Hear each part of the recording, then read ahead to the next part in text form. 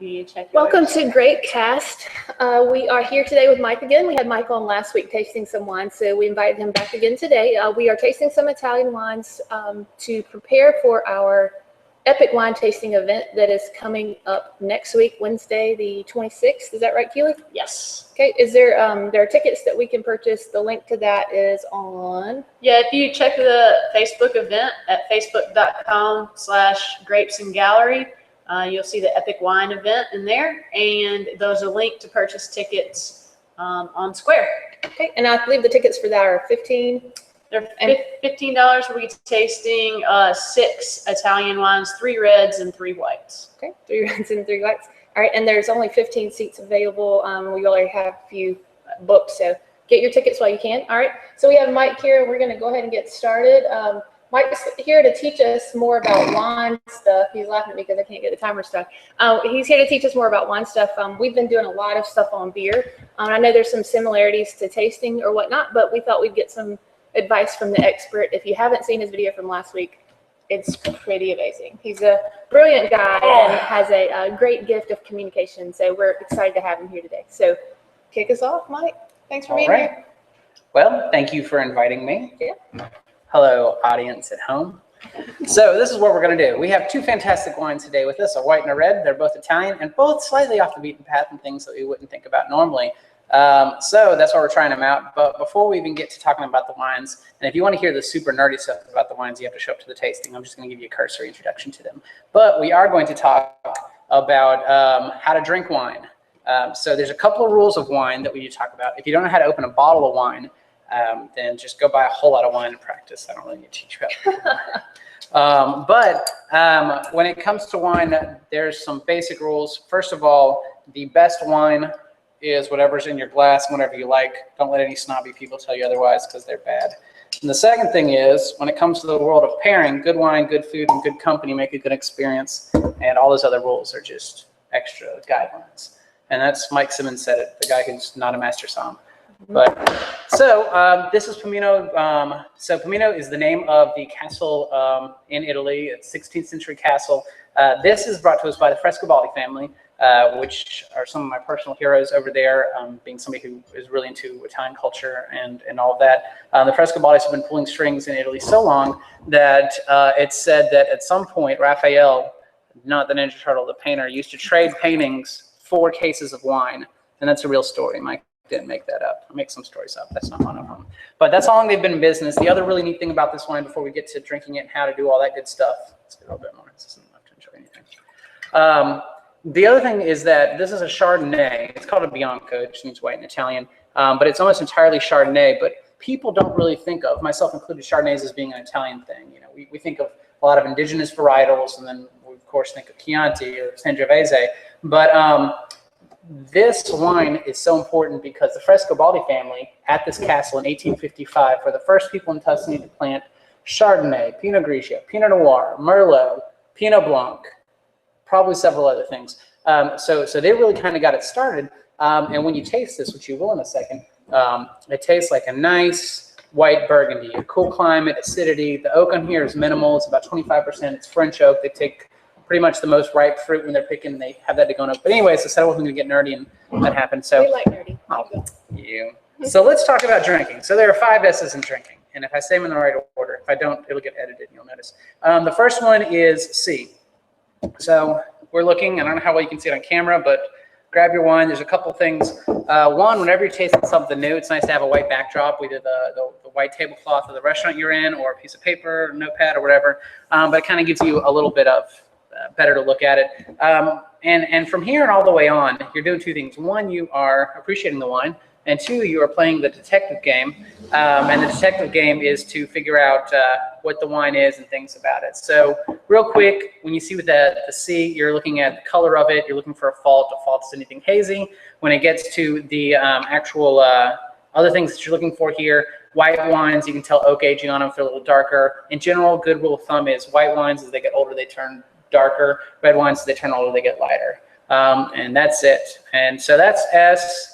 Number 1 is C. Then swirl. So basically, we spend a whole lot of time trying to make sure air never touches wine, because air makes amazing things happen in wine for the first couple hours, and then after that, it kills it. So we are trying to quickly get all the air in here that we've tried for the last 3 years or whatever to prevent air from touching. So that's what you're doing. You're also doing the same thing in your mouth. You go a little when you suck it in, and you see that in a second. But so that's aerating. See, swirl, smell. Smell is like 75% of the battle. The last, if you don't have a sense of taste, but you have a sense of smell, you're doing well, because that's what wine's all about, really. And so by bringing the oxygen to the wine, it's releasing the smells? Is that yeah, what you're saying? Okay. well, it's doing a couple things. You're heating it up, and also you're getting air in it. But there's phenolic compounds in here, phenols, just like beer and anything else. And that is really what it is bringing the nose up, the aroma up to your nose. The other thing is when you're heating it up, same thing when you look at the glass and you see the legs on the side. Alcohol evaporates quicker than water, so as it heats up at all, the alcohol is just starting to evaporate and shoot straight up your nose with those beautiful things. So when we swirl it, can we tell anything about the alcohol content? Well, you see a lot of people will swirl a wine, and you can say what you want about it, but they're funny and they'll say, oh, this is an amazing wine, look at these legs. It doesn't really tell you that. It tells you there's a lot of alcohol in it, and it has to do with, again, the alcohol evaporating quicker than the water on the side of the glass, and it going down it.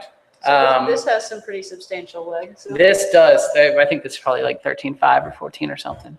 But So you're usually pretty good at guessing what the alcohol content is. now that you said this, it's going to be way off. I don't know what this is. Hard to see on the bottle. Yeah, 13.5. Yeah. Oh, perfect. So, Right on it. but and then we can sip, of course, is the most important thing. And the last one we won't talk about because it's either spit or swallow. Spit Savor. or savor. Thank Yes. Yes. you. Which, That out. most wine tastings, a lot of people are not familiar with the spitting part. So Well, I will tell you we'll that leave that off. my very first wine tasting. Oh, you can take it off. Good work. My very first wine tasting, my big one, I must have tasted 200 wines, and I thought I was going to be a big macho guy and not spit. That was a horrible, horrible decision because I got drunk and couldn't taste anything. So always spit if you're trying a lot. But this is the Chardonnay, Okay. and then we're going to go and do the red very quickly. Can you tell me the name on this one again? Castello Pomino, Pomino, and it comes to us from the Frescobaldi family. So I'm not really good at words when I'm trying to describe the wine flavors. Can you give us some words to kind of point out here that we should be smelling and tasting? Sure. Let's do it with you. A little bit of oak. There's definitely oak in it. And the oak they do in this, I'm so long-winded. They do the oak in this in barracks. And so there's barracks, then there's barrels, then there's casks as far as size goes. So if you can imagine, again, it's only 25%, but a barrack is going to be a smaller amount of wine, so there's more surface area touching it. So even though it's not as much oak, you're getting a lot more out of it. And as when the casks is the opposite strength, casks at some point can almost be neutral thing to have it in because you don't get any surface area on it. But you're getting oak. You're getting in the mouth. I just tasted it. You get a little bit of malolactic fermentation, which is basically they're taking lactic acid, which is like, or taking malic acid, which is like green apple and very in your face, and it converts it into lactic acid, which is milk and the creaminess that you get on it. And then, I don't know, I get lots of green fruit. I get green apples and. Yeah, I get a lot of green fruit on the front and then more of that creaminess on the back. Yeah, I definitely see the green apple now that you've said it. So I guess that's hard for me to point out right away, but I think that's part of tasting wine is understanding, if you, like you said, get a lot in practice so you can figure that stuff out. But I do feel the creaminess of the mouthfeel on it. So You get it on the sides of your tongue. I really like that. I did not know this existed until I needed another white varietal for a big Italian tasting I did like 2 months ago. I said, oh, it's a Chardonnay Italian. I pulled it out and I was like, my God, this is an amazing Italian Chardonnay. And I've sold a lot of it since because once you fall in love with something, you fall in love with it. Mm-hmm. And this is definitely different than our Alias Chardonnay that we have. Oh, definitely. This is different. a lot more of that green fruit. Right. This is, well, your Alias is California, right? Correct. Yeah. This tastes much more like a French wine to me. It tastes much more like a French Chardonnay. Okay. And they're a little softer with a lot of their oak there. Very What do we good have choice on the there. red side? We're doing okay in town? Yeah, we're doing good. Okay. So this is Nero d'Avola. This is made by Cusimano. Again, come to the tasting. We'll tell you a little bit more about the Cusimano family, served by Francesco, and then his two sons took it over now, and they're great people. This is a Sicilian wine, Siciliano. It's IGT Sicilia. So if you saw our last thing, we talked about IGT is Vino di Tavola is table wine. IGT gives you a very large region where it can come from. So this is IGT Sicilia, whatever, and it's for the entire region, the entire island in this case. One of the neat little things about this is no wine key needed, because this is the only place in Sicily, but one of the only places that I see that has a glass enclosure. So this is actually glass, and it's resealable. They have a little, That is neat. plastic seal on it, but it's kind of neat. I mean, at the end of the day, it's just another way to do it. But I think they do that for recycling purposes, because believe it or not, you can't recycle cork or screw tops. So Didn't know that. yeah, This you makes can a nice recycle that. keepsake too. Yeah, you can use. I mean, I usually give them away to tastings because people, they take their bottles at home. I mean, at some point the seal's going to be too loose to be able to keep the air out, but you got a good couple, at least since you don't with the wine. Usually, I don't ever have to put it back on for a bottle of wine. Oh wow. So this is. I'm sorry. No, you're good. This is Nera d'Avola. So I was talking about earlier. It's Cusimano. This is the brothers we were talking about. Francesco Cusimano's family. This is out of Sicily. We were talking earlier about indigenous grape varieties versus the Chardonnay, which is actually indigenous to France and was brought down again by the Frescobaldi's in the 1850s. This is actually indigenous to Sicily, which means it just grows there. I don't think it grows anywhere else, in case you know what the word indigenous means. The more you know. And it's, can you like put a little editing there with the star? Can you do that? That'd be beautiful. Actually, we'll just put a t-shirt on you with the more you know. You don't have to take my word for it. But Nera d'Avola, Nera means dark or black. So if you see a Pinot Nero, it's just Pinot Noir in Italy. And d'Avola, you'll see this in French and in Italian. You'll see D apostrophe something, whenever there's a vowel to start the next word, that's where they take out the I or whatever letter would be in between. So this is indigenous red grape that is from Avola, which is in Sicily. And yeah, and we have pretty high altitudes here. I think probably 1,500, 2,000, which doesn't seem like a heck of a lot, but for Sicily, it's pretty good. Now, do you know, is this aged in oak as well? There's no oak on this whatsoever, actually. Wow, it smells. It's got an awesome. earthy kind of smell to it. We talked about it time. Oh, you know what I'm getting? I hate to say what I get because once I say it, it's all you smell. But I'm getting hardcore eucalyptus. You guys know what eucalyptus smells like? Yes, I do. Actually, we have some.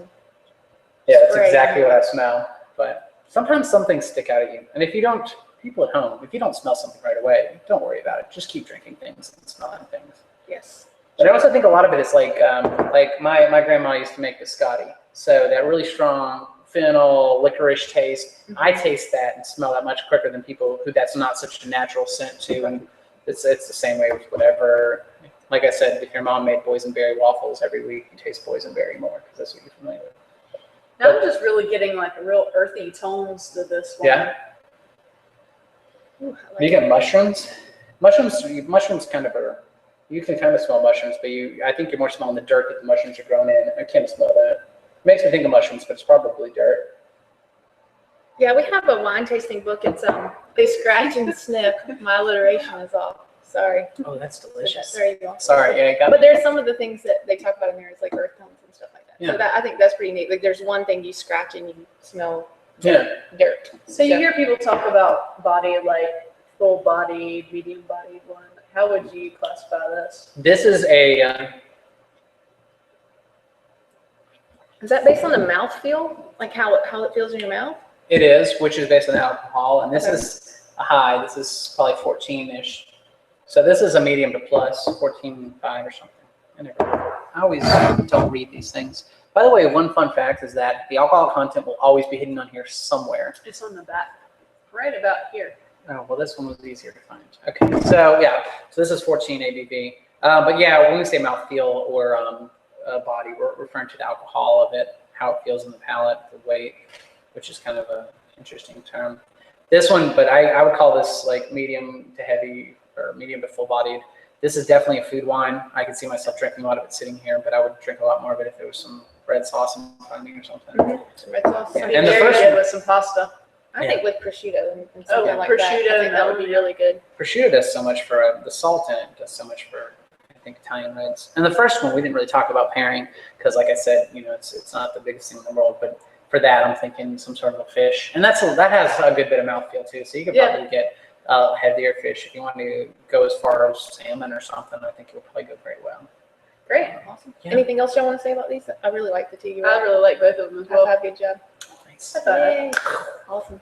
Awesome. All right. Well, thanks for tuning in. We're going to sign off so we're not too long-winded.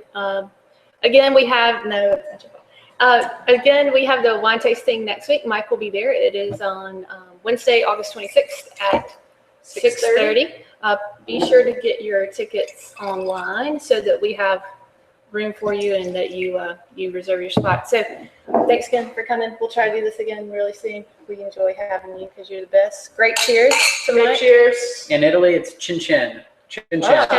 Chin chin and grape cheers. Chin chin. Don't forget that for next week. All right. Thanks, guys. grapesandgallery.com, facebook.com/grapesandgallery. We also have a closed group called Team Grapes. So if you go on Facebook and you search Team Grapes, TEAM space grapes, then you should see it. Then you request to be a member. You'll get all of our updates instantly, so you won't miss out on anything. We also post some things there first so that you get first dibs at stuff. So we also are going to start doing some giveaways or whatnot. So just stay tuned. We got some exciting stuff coming for the rest of the year. Yep. And that's it. Cheers. Cheers. Chin chin.